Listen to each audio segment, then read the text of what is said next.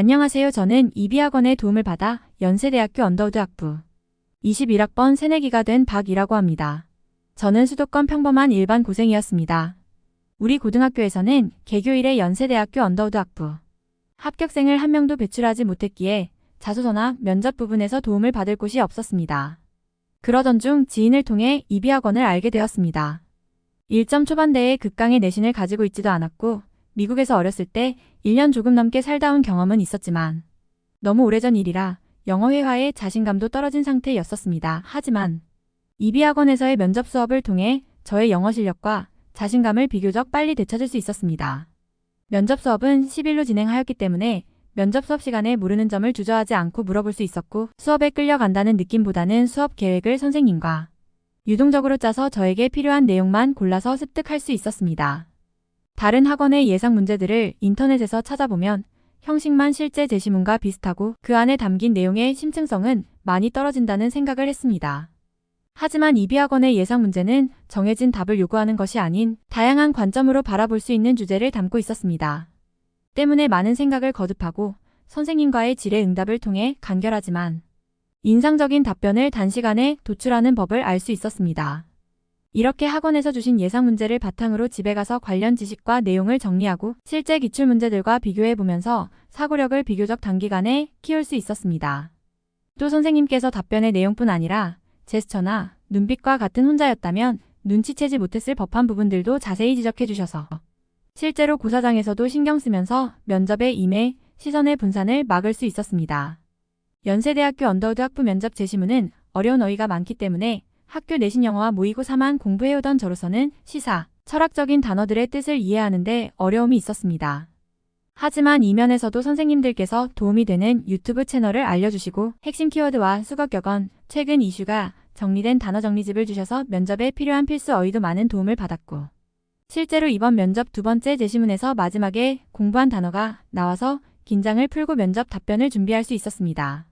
시간이 흘러 제시문의 내용과 저의 답변이 정확하게 기억이 나지는 않지만 내년에 이 전형을 준비할 친구들을 위하여 기억을 더듬어 최대한 자세히 서술하겠습니다. 코로나 여파로 인해 면접 시간도 단축이 되었었습니다. 준비 시간이 20분에서 8분으로 답변 시간이 10분에서 5분으로 단축되었었기 때문에 긴장하고 제시문을 보았는데 모두가 한 지문만 나올 것이라고 생각했지만 이번에도 예년과 같이 두 지문이 나와 처음에는 당황을 했습니다. 하지만 제시문을 읽어보니 면접 수업 마지막 날 선생님과 관련 주제로 대화했었던 것이 기억났고 호흡을 가다듬고 키워드를 중심으로 저의 생각을 정리해 나갔습니다. 평소에 선생님의 조언에 따라 종이에 필기하며 답변을 준비했었던 탓에 답변 내용을 정리하고 나니 거의 1분이 남았었습니다. 그래서 처음 시작을 머릿속으로 생각하며 답변 녹화를 시작할 수 있었습니다. 첫 번째 제시문은 원주민들이 아이를 죽여 조상에게 바치는 내용에 대한 제시문이었습니다. 이 제시문을 읽고 원주민들이 이 행동을 스스로 정당화하는 가설을 제시해야 했습니다. 저는 맹목적인 믿음 체계가 기반이 되어 원주민들이 아이들을 죽여 조상에게 바치고 그 원주민 집단에게 우연한 기회에 좋은 일이 생기면 그것의 과학적 인과관계는 따지지 않고 맹목적인 믿음 체계가 더욱 강하게 구축이 되어 이러한 현상을 스스로 정당화한다고 이야기를 전개했습니다. 두 번째 제시문은 아이가 장애가 있다고 예견될 때 부모의 선택으로 아이를 죽일 수 있다는 피터 싱어의 의견을 그의 철학 공리주의를 기반으로 설명하는 제시문이었습니다. 이 제시문과 관련해서 세 질문이 있었는데 우선 제시문의 내용을 요약해서 제시하는 것이었고 그 다음에는 제시된 의견에 대하여 저의 의견을 묻는 질문이었습니다.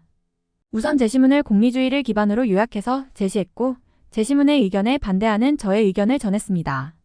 반대의 근거로는 철학자 칸트의 정언명령을 제시하며 칸트의 말처럼 사람의 목숨은 항상 수단이 아니라 목적으로 대우되어야 한다고 생각한다고 말하였고 복잡화, 다양화되는 현대사회에서 전체의 행복만을 중요시한다면 사회는 퇴보할 것이라며 공리주의의 단점을 언급했습니다.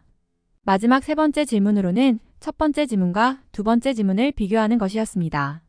저는 두 지문의 공통점과 차이점을 찾아 제시했습니다. 우선 공통점으로 두 제시문 모두 아이를 희생시키는 것이 정당하다는 의견을 피력하고 있다는 것, 그것이 곧 공동체의 행복과 안녕으로 이어진다고 생각한다는 점을 이야기했습니다. 그런 다음 차이점으로 각 제시문의 특징을 제시했습니다.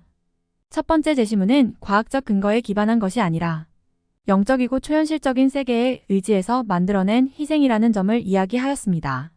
두 번째 제시문은 과학적 근거에 기반하여 이야기를 하고 있고, 피터 싱어는 아이를 희생시킴에 있어서 아이의 행복도 고려한다는 점에서 두 제시문이 다른 내용 또한 담고 있다고 답변했습니다.